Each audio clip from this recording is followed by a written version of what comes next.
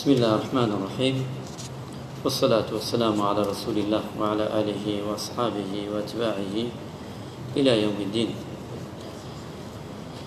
أما بعد، السلام عليكم ورحمة الله وبركاته. أجينا سر وانا يشيتر لوانا كثير من ذكر رمضان فير بوني بوي تركينك أوش أويا سر كوتوين بسر شهوتي خمان رمضان وما لذكا سر كوتين يعني سر بكبين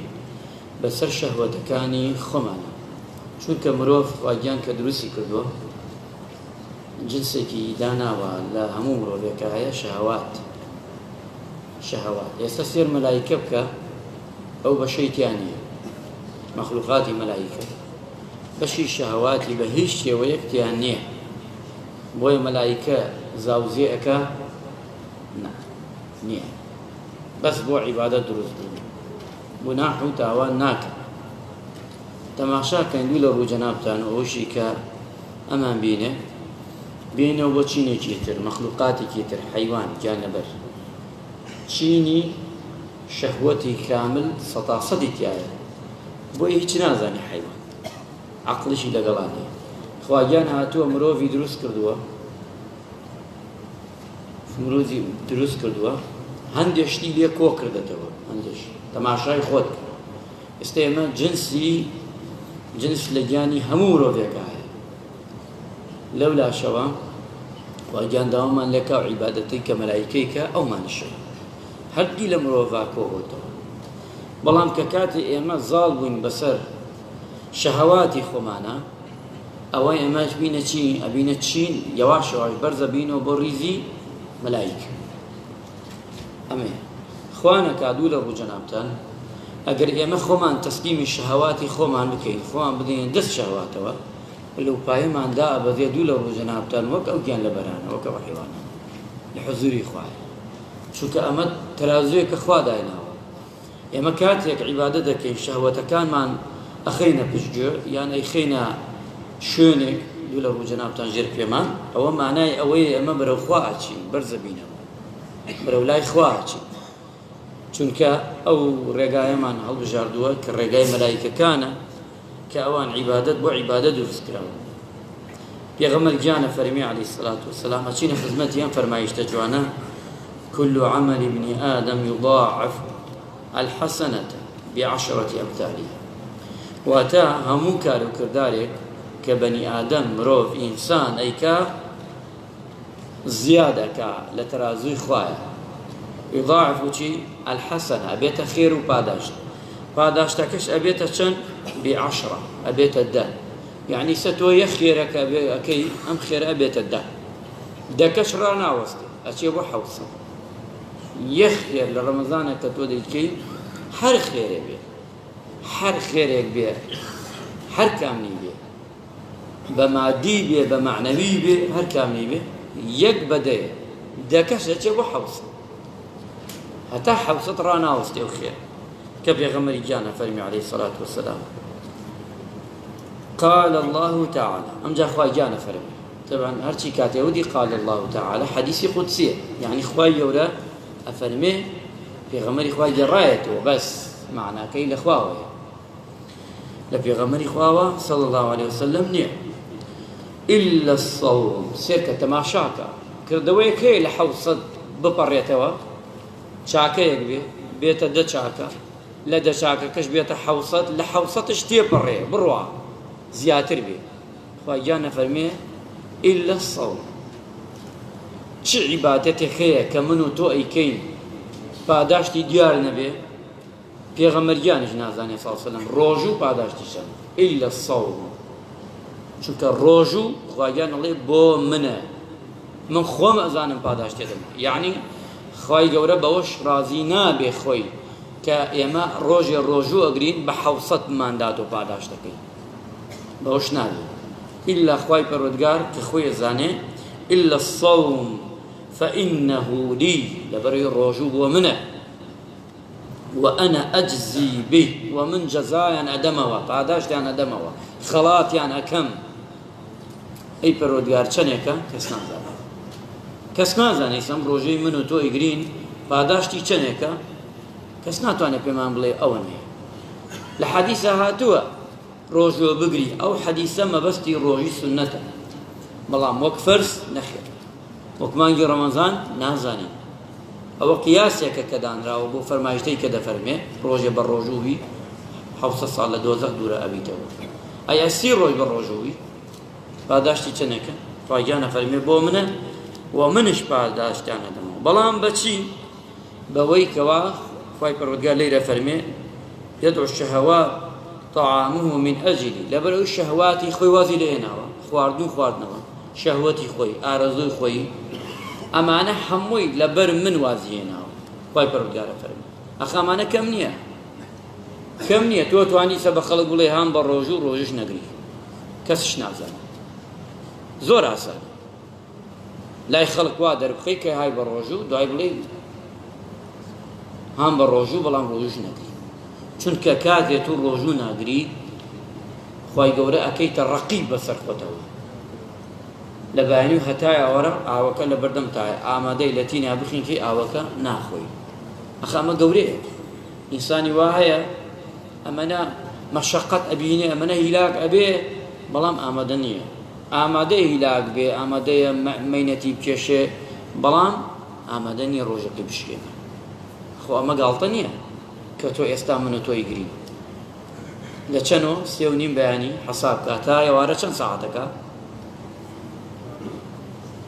چەندێکە چەند ساعەتەکە تەقریبا 16 ساعات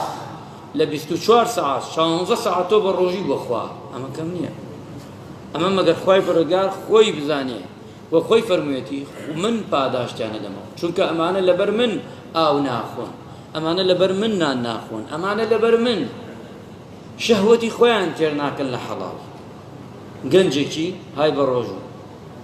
ئافرەت هێداتە بەردەم تا لەبەر خوا چاوداخ لای کەسێ دانیشتی گەرەکێتی غەیبەتێک بکات پێڵی ڕەحمەتی خوا لێ بێت های بە ڕۆژوو یعنی چی گوێچکم قەپا دەکەم تاقەتم لێ گوێ بگرم گەرەکتە بچی بۆ شوێنێک کاتێ ئەتەوێ بڕۆی ئەڵێ هام بە ڕۆژوو ناچی تینیتە حەزەکەی ئاو بخۆی ئاوەکە هەڵەگری ئەیخێتە سەر گۆنات ئەیخێتە سەر دەمت یان بەعجا قورگە دووشکە بێ ئاوەکەیتە دەمت بەس ئامادە نیت بیخۆی برسیتە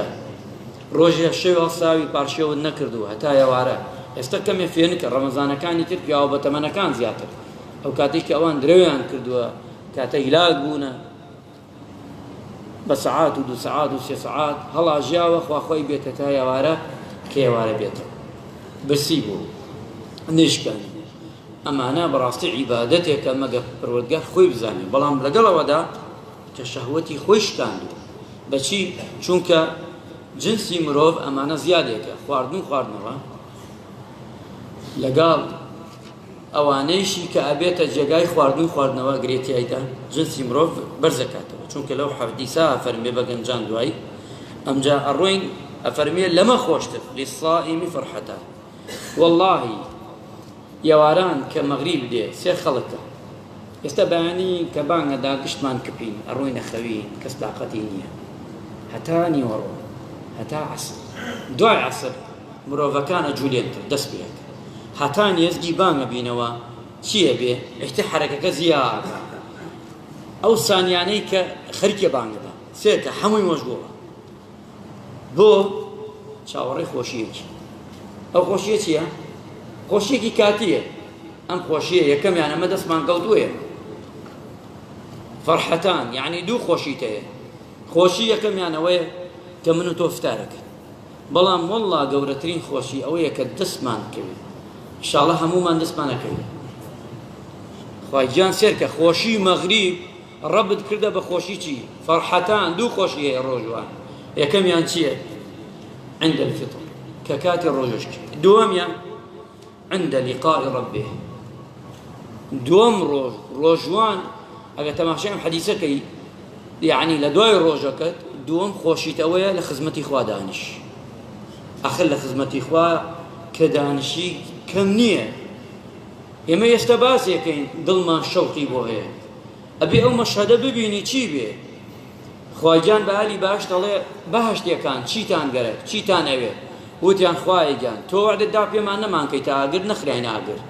خوایگیان وعدت دا پێمان بمان خەیتە باش خسمانتە باش خوایە وعدت دا ناز و نیعمەت دنیا بڕشێنی بەسەرمان داد پێمان هیچمان پێویست نییە خوایە هەموو شتێکت دا پێمان خوایگیان ئەفەرمێ بە ئالی باش دەڵێ ماتانە جارێ ماتانە شتێکتان نەبین و هەموو ناز و نیعمەتی باشتان لە فکر بچێت کاتێ خوای متعال خوای پەروەردگار جەل جەلاله خۆی پیشان بە ئالی باشتەدا پێغەمبەری خوا فەرمی عەلەیهی سەڵات وەسەلام ئەوەی خۆشیە لە ناو باشتە ئەڵێ ئەهلی باشت هەمووی لە فکرە چی لە عەزەمەت و گەورەی لە جەلالی ڕەب العالەمین ئینسانی وا هەیە لە ئەثەرا هاتووە لە ئەثەر لە قسە هاتووە ئەڵێ 40 ساڵ چاوێ ناپرکێنێ 40 ساڵ ئایا ساڵی دنیایە ئایا ساڵی قیامەتە ئەوە نازانێ الله ئەعلەم گرنگەوەیە 40 ساڵ چاوێدا ناخە ئاوای ناکە ئەمەنە ئەم مرۆڤە تامۆزرای لیقای خوای پەروەردگارە ئەمەنە حەزەکە خوا ببینێ وجوه يومئذ ناظرة إلى ربها ناظرة خوای پەروەردگار تۆماری کردو چونکە بۆ ئێمە لە دنیادا خوا ناتوانین ببینین چونکە چاومان تەحەموڵ ناکا عەقڵمان تەحەموڵ ناکا ئەم عەقڵە تەحەموڵ ئەوە ناکا خوا ببینێ عەزەمەتی ئەڵڵا ببینی تۆ چاومان تەحەمولی ئەوە ناکا هەر دنیا تەحەمولی ئەوە ناکا ئەم دنیاە هەمووی تەحەموڵ ئەوە ناکا خوا ببینێ بۆیە خوای پەروەردگار پیشانی کەس نادا وە پیشانی کەسمانش نادا هەتا قیامەت نەبێ چونکە ئێمە ئەو ڕۆژەی کە دەگرین ئەبێ دڵمان پێی خۆش بێ و بتوانین بە جوانترین چاکترین باشترین شت کە ڕۆژوو بگرین ئەمجا ئەفەرمێ تەماشاکە چی کەس لە ئێمە کە ڕۆژوو ئەگرێ هەرشی شتێ بخوا با سیر بخوا بە هەموو شتەکان بخوا کە بۆنی دێ هەمووی ئەتوانی لای ڕاوەستی یەک دەقا توانی ڕاوەستی ناتوانی چەند کیلۆمەتر لە دوور وەیسی بۆ لە بەرەوی بۆن دەمی دێ ئیخوای پەروەردگارە فەرمێ بۆن دەمی ئەم مرۆڤەی کە لەها بە ڕۆژ لای خوا لە مسک گەورەتر لە خۆشتر لە مسک نەک مسکی دنیا مسکی قیامەت مسکی دنیا عادیە ئاوی تێکەن و کەمێکەوە ڕوا قەزدی مسکی قیامەتە یعنی بۆنی دەمی من و تۆ لە ڕۆژوانە ئێستا ئێمە چی نامان ناخۆشە بەس بۆنی دەمە چونکە ناناخۆی بۆنی دەم کە ناخۆشە لای خوا لە مسک گەورەترە ئەی ئەبێ ڕۆژەکە خۆی چی بێ ئەبێ پاداشتی ڕۆژەکە چی بێ مەگەر خوای پەروەردگار بزانێ بۆ ئێمە ئەم کردەوەیەکەین دڵمان پێی خۆش بێ و لەگەڵ ئەوەشدا ئەبێ بزانین کە ئەوەیە ئەم ڕۆژوە وامان لێ بکە لە هەموو خراپەیەک خۆمان دوور خەینەوە بۆی ئەو ڕۆژە بێ کە خوای پەروەردگار خوای ڕەحمان لێ بکە و فەرمانبانیەکانمان بکە